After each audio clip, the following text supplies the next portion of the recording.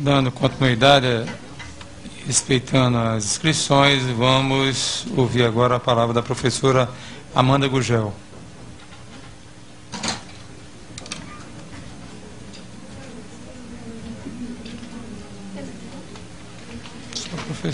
Bom dia a todas e todos. Durante cada fala aqui, eu pensava em como organizar a minha fala, né? Porque, assim, são tantas questões a serem colocadas e tantas angústias, né, do dia a dia, de quem está em sala de aula, de quem está em escola, e eu queria, pelo menos, conseguir sintetizar minimamente essas angústias. Mas também, como as pessoas apresentam muitos números, e como sempre colocam, os números são irrefutáveis, eu gostaria também de apresentar um número para iniciar a minha fala, que é um número composto por 3 algarismos apenas, bem diferente dos outros números que são apresentados aqui com tantos algarismos, que é o número do meu salário, né? Um 9, um 3 e um 0. Meu salário base, R$ 930. E aí eu gostaria de fazer uma pergunta a todas e todos que estão aqui, sim, nível superior, com especialização. Se vocês conseguiriam, mas também respondam só se não ficarem constrangidos, obviamente. Se vocês conseguiriam sobreviver ou manter o padrão de vida que vocês mantêm com este salário? Não conseguiriam. Certamente, esse salário ele não é suficiente para pagar nem a indumentária, né, que os senhores e as senhoras utilizam para poder frequentar esta casa aqui. Não é? Então, assim, a minha fala não poderia partir de um ponto diferente desse, porque só quem está em sala de aula, só quem está pegando 3 ônibus por dia para poder chegar ao seu local de trabalho, um ônibus precário, inclusive, é que pode falar com propriedade sobre isso. Fora isso, qualquer colocação que seja feita aqui, qualquer consideração que seja feita aqui, é apenas para mascarar uma verdade, que é uma verdade visível a todo mundo, que é o fato de que, em nenhum governo, em nenhum momento que nós tivemos no nosso estado, na nossa cidade, no nosso país, a educação foi uma prioridade. Em nenhum momento. Certo? Então, assim, me preocupa muitíssimo a fala da maioria aqui, inclusive da secretária Betânia Ramalho, com todo respeito, que não vamos falar da situação precária, porque isso todo mundo já sabe. Como assim não vamos falar da situação precária? Gente, nós estamos banalizando isso daí. Estamos aceitando a condição precária da educação como uma fatalidade. Estão me colocando dentro de uma sala de aula com um giz e um quadro para salvar o Brasil. É isso.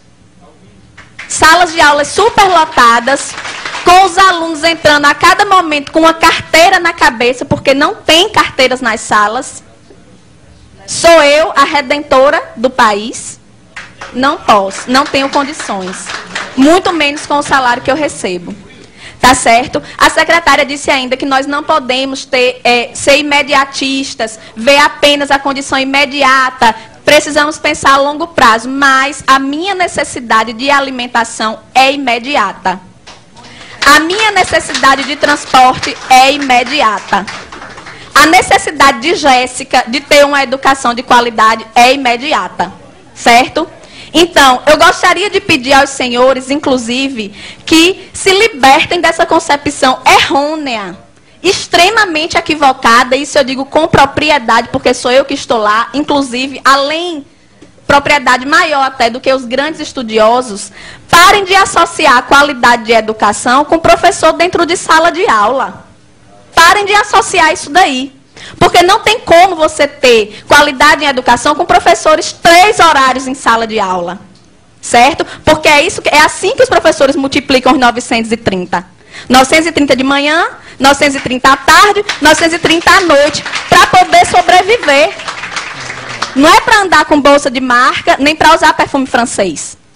Certo? É para ter condição de pagar a alimentação dos seus filhos.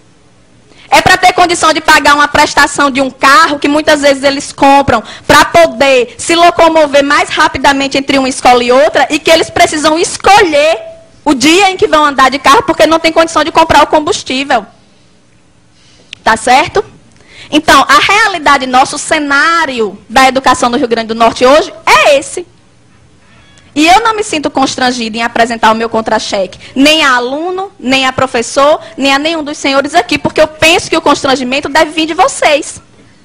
Sinto muito, eu lamento, mas deveriam todos estar constrangidos, entende? Então, assim, entra governo e sai governo, e eu peço desculpa mais uma vez, Betânia, mas não tem novidade na sua fala. Sempre o que se solicita da gente é paciência. É tolerância. E eu tenho colegas que estão aguardando pacientemente há 15 anos, há 20 anos, por uma promoção horizontal. Professores que morrem e não recebem uma promoção. Então eu quero pedir à secretária, em primeiro lugar, paciência também, porque nós não aguentamos mais esse discurso. Não aguentamos. O que nós queremos é objetividade. Como é que é? Queremos sair desse impasse? Queremos. Mas como? Sem nenhuma proposta, de mãos abanando? Voltar mais uma vez desmoralizado para a sala de aula, para o aluno dizer, professor, a gente ficou aqui sem ter aula e só isso. Vocês receberam R$20, R$30, dão risada. Pedimos ainda, secretária, respeito. Para que a senhora não vá mais à mídia dizer assim, pedimos flexibilidade, como se nós fôssemos os responsáveis pelo caos, que na verdade só se apresenta para a sociedade quando nós estamos em greve, mas que está lá todos os dias, dentro da sala de aula, dentro da escola, em todos os lugares. Certo? Então, respeito. Não se refira à nossa categoria dessa forma, não se refira. Nem se refira apenas como se fosse a direção do Síndico que está querendo fazer essa greve. Não é não, é 90% da categoria. 90% da categoria no estado inteiro, nos interiores, aqui na capital. Certo? Pedimos aos deputados apoio. Estejam mais presentes, participem ali, vão à nossa assembleia, procurem ouvir esses trabalhadores, procurem saber a realidade. Certo? Pedir à promotoria que esteja com a fiscalização efetiva ao Ministério Público. Que não seja para dizer, professor não pode comer desse cuscuz não, porque é um cuscuz alegado que a gente come, o cuscuz da merenda. Porque a promotoria está para lhe dizer que a merenda é do aluno, não é do professor. Certo? É assim que funciona. Diga-se de passagem, nós não temos recursos para estar nos alimentando diariamente fora de casa. Não temos para isso. Certo? Então, são muitas questões mais complexas, certo? São muitas questões muito complexas que poderiam ser colocadas aqui, mas, infelizmente, o tempo é curto e eu gostaria de solicitar isso. Em nome dos meus colegas que comem o cuscuz alegado, em nome dos meus colegas que pegam 3 ônibus para chegar ao seu local de trabalho, em nome de Jéssica, que está sem assistir aula nesse momento, mas que fica sem assistir aula por muitos outros motivos, por falta de professor, por falta de merenda, certo? É isso que eu quero dizer.